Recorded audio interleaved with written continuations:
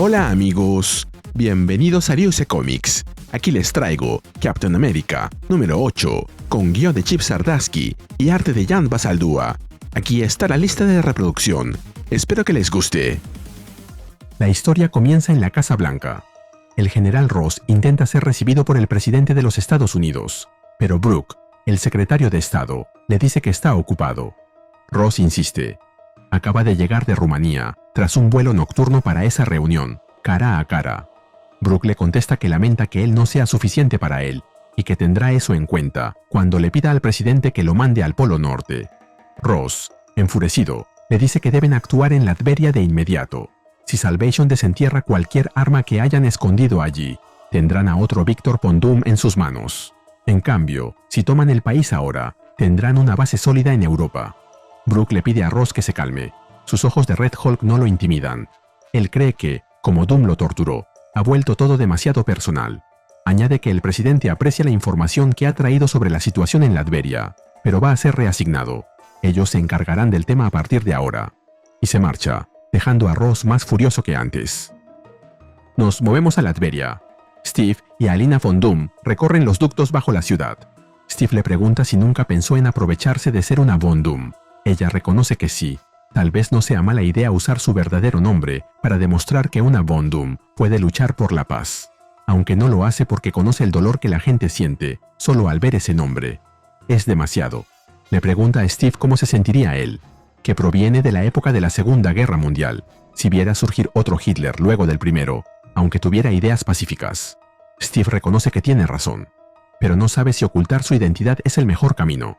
Ella le responde que el Partido de la Patria es más grande que su nombre, y, a veces, el secreto es necesario, como en ese momento, en el que ambos recorren Doomstad, por debajo de las calles, evitando a los espías. Esos túneles son ideales para reunirse sin ojos entrometidos. Steve le pide que le diga con quién planean reunirse. Su equipo de S.H.I.E.L.D. está buscando armas de destrucción masiva por toda Latveria, mientras que él camina por alcantarillas con una pacifista. Ella solo le dice que están asegurando que Latveria tenga un futuro, mientras llegan al lugar donde esperarán a los amigos de Alina. Steve le cuenta que habló con la mujer que lo recibió en su casa, y que lo que sacó en claro de esa charla es que a Alina, tarde o temprano, la van a matar. Alina opina que Salvation se presenta ante el mundo como un hombre de convicción. Por la democracia, por la paz. Por eso ella habla de democracia y paz, pero critica lo que ve que él está haciendo. Entonces, Alina se levanta su ropa y le muestra a Steve una enorme cicatriz en el vientre, explicando que ese es el resultado. Pero eso no la detiene. Debe ser la voz de los que tienen miedo. Steve le recuerda que el mundo no necesita más mártires. La necesita a ella viva, para que pueda seguir haciendo su trabajo. Sabe que ella practica la no violencia, pero el mundo es violento. Alina le contesta que no es ingenua. El no luchar, el no tomar un arma, es su privilegio y su dolor. Ella puede ocupar ese rol porque hombres como él ocupan otro, el rol del guerrero. Nos movemos a los silos donde se esconden los misiles de Latveria. Trevor Tambling le pregunta a Joe Ramos si no cuentan como armas de destrucción masiva, y él le responde que son sistemas de lanzamiento, pero que su carga no es nuclear. Además, no hay ningún rastro de radiación que indique que alguna vez lo fueron. Red Widow opina que Doom no desearía envenenar el mundo con armas nucleares, ya que no tiene sentido gobernar un planeta estéril. Charles Castlemore comenta que ella no es solo una asesina, es mucho más. Red Widow responde que ella es lo que su cliente necesite que sea, usando las habilidades que tiene a su disposición. Charles agrega que parece que esas habilidades son muchas, y verla eliminar a los soldados como lo hizo le pareció hermoso, ya que se movía como el viento. Pero para Red Widow, eso no es precisamente hermoso. Es el resultado de una vida de tortura, de pruebas agotadoras diseñadas para convertirla en una asesina. No hay ninguna belleza en eso. Charles le dice que la entiende, pero agrega que mucha de la belleza surge de la lucha, como las flores que brotan del suelo, como la música nacida del esfuerzo. Él tampoco nació como asesino, así que sabe algo sobre eso. Añade que lamenta que ella haya pasado por tanto dolor, pero que el resultado le parece sublime. Red Widow le contesta que la forma en que eliminó a ese francotirador también fue bastante buena. Trevor interrumpe su flirteo y señala que si allí no hay nada, sería mejor irse, hablar con Fury y seguir al siguiente objetivo. Joe sugiere avisar primero a Steve, pero la comunicación parece bloqueada o desconectada. Trevor sugiere que, tal vez, Steve esté con Fury en la misión secreta, pero Joe le informa que no puede comunicarse con él y que espera que esté bien. Volvemos con Steve y Alina. Él le pregunta si Latveria es toda su vida, y ella le responde que sí, como Estados Unidos lo debe ser para él. Steve agrega que la idea de América es tan grande, en su mente y en su corazón, que a veces duele. Es abrumador. Lo bueno, lo malo, el sueño de lo que representa. Todo eso le hace preguntarse si le queda algo para alguien más, y que eso puede hacer a uno sentirse solitario. De pronto, una voz comenta que ninguno de ellos está solo en la lucha por la libertad. Ahí vemos llegar a un hombre y una mujer, ambos con gafas oscuras y armados. Se disculpan por llegar tarde, pero tenían que despistar a la policía secreta antes de entrar en los túneles. Steve los reconoce y se lanza sobre ellos, acusándolos de ser quienes les disparaban a los civiles. El hombre replica que el Capitán América siempre cree saber qué es lo mejor para la gente de Latveria. Alina los separa y le dice a Steve que ellos son Melor y Mara Sandu, líderes de los liberadores de Latveria. Están ahí para hablar, por lo que será mejor escucharlos. Steve les dice que tienen 5 minutos, pero Melor lo interrumpe, preguntándole qué piensa hacer.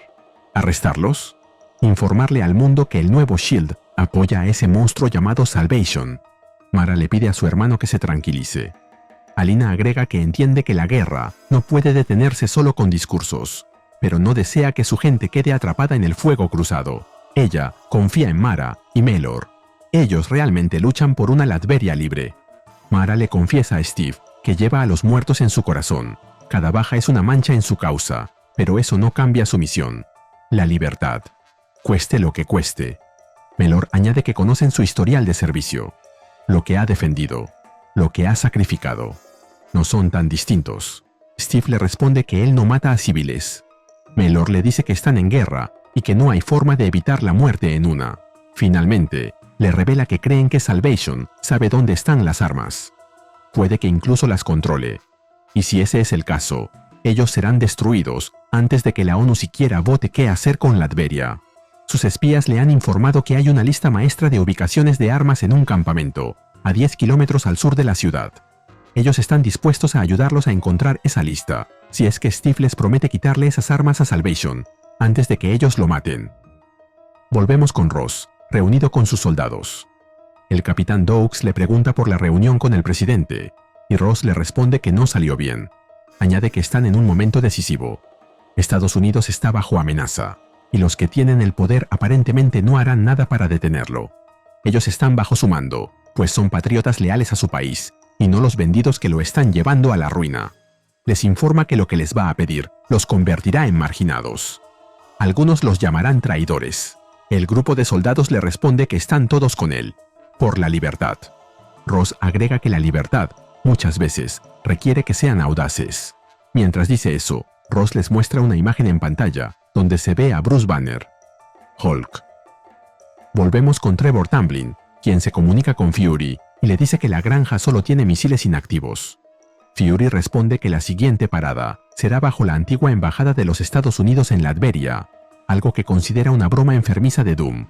Trevor le responde que irán de inmediato y agrega que suponen que Steve está con él en su misión secreta.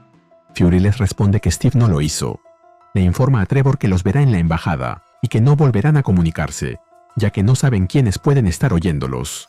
Ahí vemos a Salvation, en su centro de mando, siguiendo todos los movimientos y comunicaciones de Fury y sus hombres. Uno de sus guardias le pregunta si deben enviar a sus hombres a interceptarlos. Salvation tiene otros planes. Le ordena que esperen, y que en el preciso momento en el que los hombres de Fury, respaldados por Estados Unidos, encuentren el arma de Doom, los hagan volar en pedazos. Volvemos con Steve y los hermanos Sandu. Ellos se encuentran espiando un edificio. Mara señala que la mayoría de los soldados está dentro de la ciudad, así que no deberían enfrentar mucha resistencia. Steve comenta que, aún así, es mejor ser sigilosos. Los 3 entrarán y el resto se quedará atrás, a menos que haya problemas. Melor informa que está bloqueando las comunicaciones de radio para mantener esta misión en secreto. Más allá, un par de soldados conversan, distraídos, cuando Steve y los demás caen sobre ellos. Melor coloca un cuchillo sobre la garganta de uno de los guardias, pero Steve lo detiene y le recuerda que la orden es no matar a nadie. Mientras ingresan al primer edificio, Steve piensa: esto está lejos de ser ideal. Ni Mellor ni Mara son confiables, incluso con las garantías de Alina, lo que significa que necesito vigilar al enemigo, y a ellos también. Steve le indica a Mara que busque la lista, mientras ellos le cubren las espaldas. Agrega que ha localizado 5 edificios donde podría estar la lista. No es ideal, pero trabajan con poca información. Mellor opina que eso va a tomar una eternidad, y que sería mejor separarse y buscar. Steve le ordena que regrese, ya que no puede cubrirles las espaldas a los dos. Sin embargo, Mellor sigue su camino, y es descubierto rápidamente. Un guardia aparece, y a Steve no le queda otra opción que lanzar su escudo contra él, derribándolo a tiempo. Pero otro observa lo sucedido, y grita, con todas sus fuerzas, que hay intrusos en el complejo. Mellor se une a Steve, disparando su arma, aclarándole que no debe preocuparse, es un excelente tirador, y lo demuestra disparándole al soldado en la pierna.